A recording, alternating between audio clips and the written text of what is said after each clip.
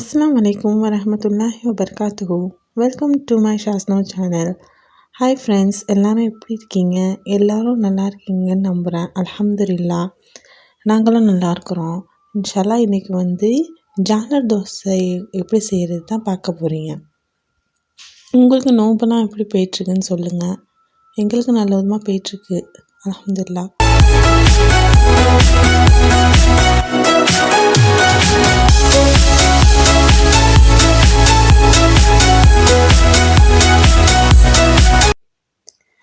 இதுக்கு தேவையான பொருள் 3 முட்டை, 1 டேபிள் ஸ்பூன் சோம்பு, உப்பு உங்களோட டேஸ்ட்டு, சீனி 1 டேபிள் ஸ்பூன், மைதா அரிசி கப்பாட்டி 2.5 கப்பு எடுத்துருக்கிறேன்.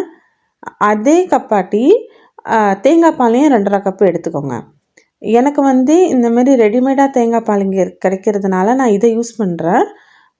நீங்கள் ஃப்ரெஷ் தேங்காய் பால் யூஸ் பண்ணிக்கலாம். ஒரு மிக்ஸி ஜார் எடுத்துக்கோங்க. அதில் எல்லா ட்ரை இன்க்ரீடியன்ட்ஸையும் போட்டு நல்லா மிக்ஸ் பண்ணி விட்ருங்க. அப்போ தான் எல்லா இன்க்ரீடியன்ட்ஸும் நல்லா மிக்ஸ் ஆகும்.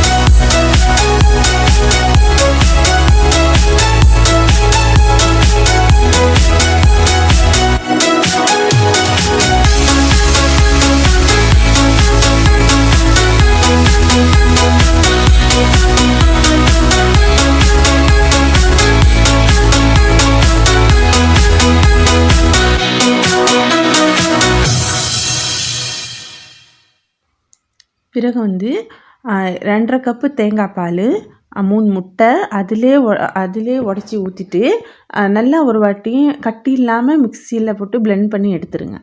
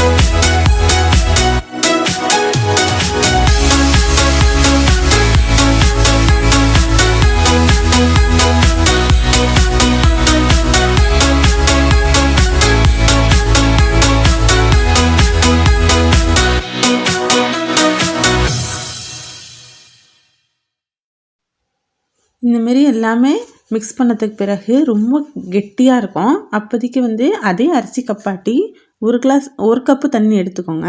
அதில் 1/2 கப்பு மட்டும் இப்போ ஊற்றுங்க. பிறகு 1/2 கப்பு அது யூஸ் பண்ணிக்கலாம். 1/2 கப்பு தண்ணி சேர்த்துட்டு நல்லா ஒரு வாட்டி மிக்ஸ் பண்ணி விட்ருங்க.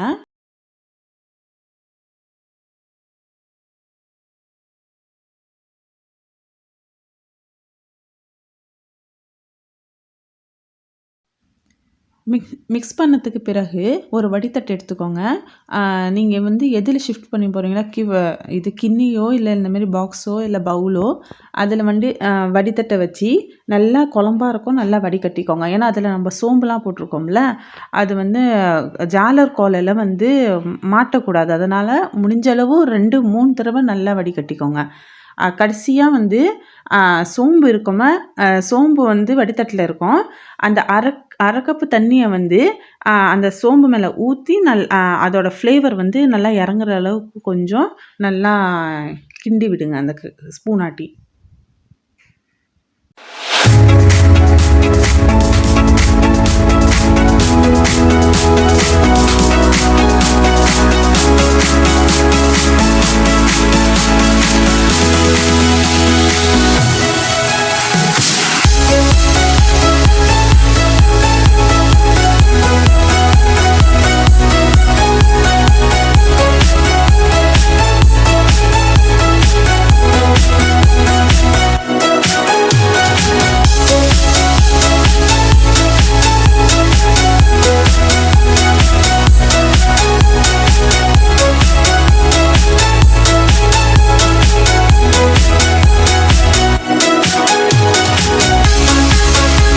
அவ்வளோதாங்க, ஜாலர் தோசை மாவு ரெடி.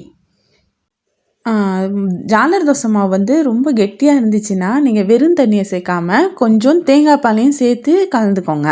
அப்படி இல்லைன்னா தேவைப்பட்டால் ஒரு முட்டை கூட நீங்கள் சேர்த்துக்கலாம். ஏன்னா இதில் வெறும் தண்ணி கலந்தீங்கன்னா அந்த டேஸ்ட் இருக்காது, அதோட ஃப்ளேவருமே போயிடும். பிறகு வந்து ஒரு தவாவில் இந்தமாரி நெய்யோ இல்லைன்னா எண்ணெயோ இந்தமாரி லேசாக தடவிக்கோங்க.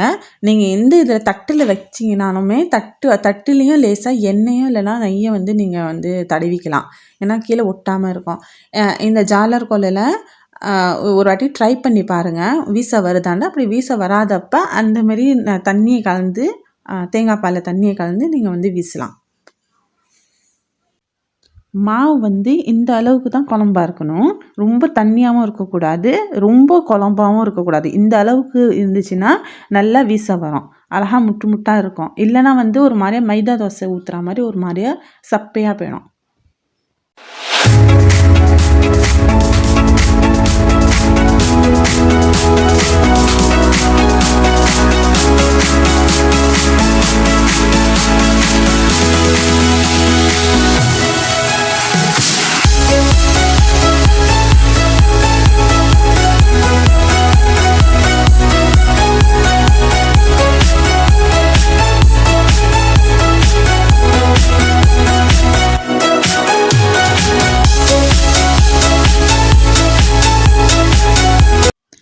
ஜாலர் வீசினதுக்கு பிறகு மேலே திருப்பியும் ஒரு வாட்டி நெய்யோ எண்ணெயோ நீங்கள் வந்து லேசாக தடவிடுங்க.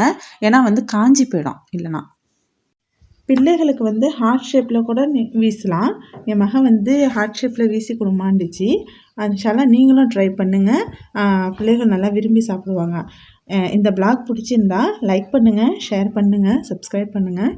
பக்கத்தில் உள்ள பெல் ஐக்கானை கிளிக் பண்ணிக்கோங்க. இன்ஷால்லா அடுத்த ப்ளாகில் நெக்ஸ்ட் ரெசிபியோடு பார்க்கலாம். அஸ்ஸலாமு அலைக்கும் வரஹ்மத்துல்லாஹி வபரகாத்துஹு.